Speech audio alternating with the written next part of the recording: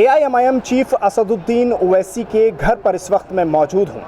असदुद्दीन ओवैसी के घर इस बार जो हमला हुआ है वो बाकायदा तौर पर पत्थरबाजी हुई है। घर के बाहर से कुछ पत्थर फेंके गए हैं। मैं जिस जगह मौजूद हूँ वहीं ये पत्थर आकर गिरे हैं। आप सबसे पहले वो तस्वीरें देख लीजिए जिसमें आप शीशे टूटे हुए देख सकते हैं। ओवैसी के घर का ये दरवाज़ा, उसकी खिड़कियाँ जिन पर ये पत्थर आकर पड़े हैं। क्राइम सीन बाकायदा तौर पर यहाँ दिल्ली पुलिस की तरफ से उसको मार्क कर दिया गया है।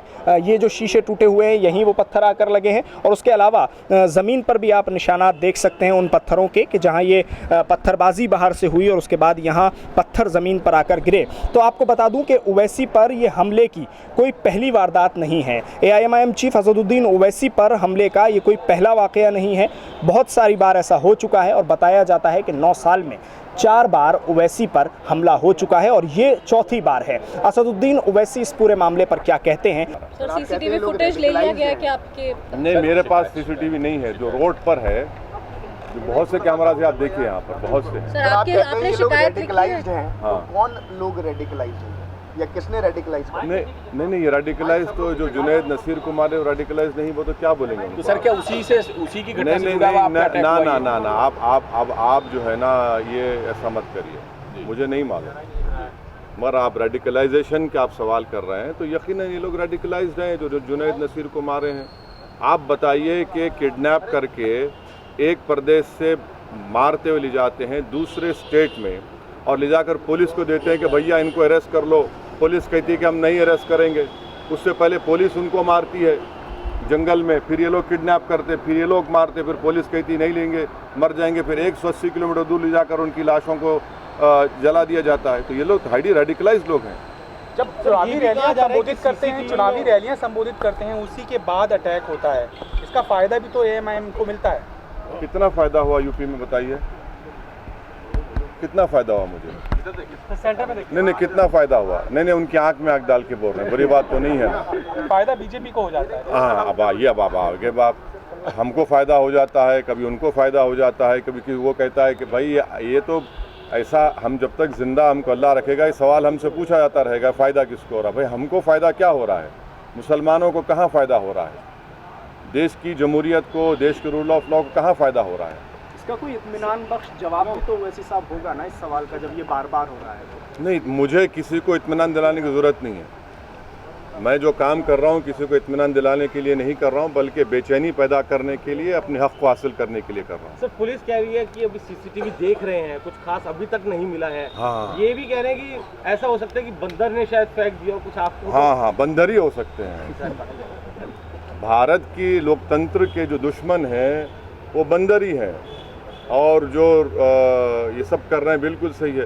भाई कभी वो लोग ECI के ऊपर पत्थर नहीं फेंकता बंदर, पुलिस ऑफिस पर बंदर पत्थर नहीं फेंकता। यानी ये लगता है ये बंदर को मालूम कि किसके ऊपर पत्थर फेंकना, किस पर नहीं फेंकना। बड़ा ये तो बड़ा फर्माबरदार बंदर है ये। नहीं, फर्माबरदार बंदर है ये, बड़ा ओबीडियंट बंदर है ये, माशाल्लाह। हो गए, चलिए बस। हाँ, आप बोलिए, बोलो।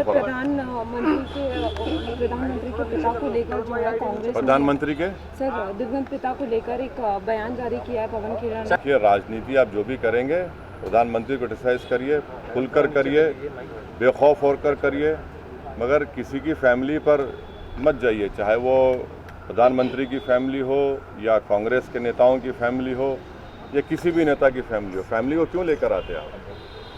फैमिली को क्या करना है? ये गलत है। किसी की फैमिली को क्यों लेकर आते हैं आप? आपको इख्तियार ही नहीं है। यानी इस तरह से आप अटैक करेंगे फैमिली के ऊपर तो ये आपका फ्रस्ट्रेशन ज़ाहिर होता है और आप जिस मुद्दे पे क्रिटिसाइज़ कर रहे हैं उस हाइडेनबर्ग पर, वो पीछे हो जाता है और आप लोगों को मौका मिल जाता है। थोड़ा सा मैडम आपका नंबर मिल गया शायद उनको, ऐसा लग रहा है। मुझे नहीं मालूम, मुझे नॉलेज ऑफ अनसीन नहीं है। अर्जी लगने वाली मुझे नहीं, अगर ये लोग बीजेपी के स्पोक्स पर्सन बन गए हैं तो फिर सीरियस लेना पड़ेगा। बीजेपी को कहना चाहिए कि ये हमारे स्पोक्स पर्सन है और ये लोग जो बोलते हैं हम कर देते हैं, तो फिर हम बराबर रिएक्शन देंगे। GNU में जो विवाद हो रहा है सर, GNU में जो हंगामा हुआ कल, शिवाजी महाराज की जो तस्वीर लगाई थी ABVP के छात्रों ने, उसको लेफ्ट विंग के, ऐसा ABVP दावा करे कि लेफ्ट विंग के जो छात्र थे उन्होंने नहीं, अब मुझे नहीं मालूम कौन किया, मगर जहाँ तक छत्रपति शिवाजी का सवाल है वो कभी भी मुसलमानों के ख़िलाफ़ नहीं थे, और अगर किसी को हिस्ट्री पढ़ा है तो ये बात कहेगा। छत्रपति शिवाजी के जो दादा थे वो मलिक अंबर की फ़ौज में थे, बल्कि जनरल थे, और वो एक बहुत बड़े सूफ़ी को मानते थे। और जब शिवाजी आगरा की किले से औरंगज़ेब के हिरासत से उनके साथ भागे, उनके साथ कौन था? मुसलमान था। शिवाजी की नेवी चीफ कौन था? उसमें कई चीफ मुसलमान था। शिवाजी के जनरल में कई मुसलमान थे। तो ये लड़ाई उस वक्त मुग़ल बादशाह और छत्रपति शिवाजी के दरमियान में थी, मगर अब बाज़ लोग जो है उनको इस तरह से ले जाकर छत्रपति शिवाजी की तौहीन कर रहे हैं। वो तो वो जो कल्याण के नवाब की जो वाइफ उनको वॉर में आई, तो उन्होंने बड़ी इज्जत के साथ बग़ैर उसको कोई हाथ लगाए तो तकलीफ़ पहुँचे उनको वापस पहुँचाया। तो छत्रपति शिवाजी की लाइफ को पढ़ने की ज़रूरत है, मगर अब जो लोग ज़िंदगी भर नफ़रत की बात करते हैं, हिंदू मुस्लिम की, हिंदू राष्ट्र की, ये सब बकवास करते हैं, तो वो तो हर बड़े बड़े आइकॉन को हड़पने की कोशिश कर रहे हैं।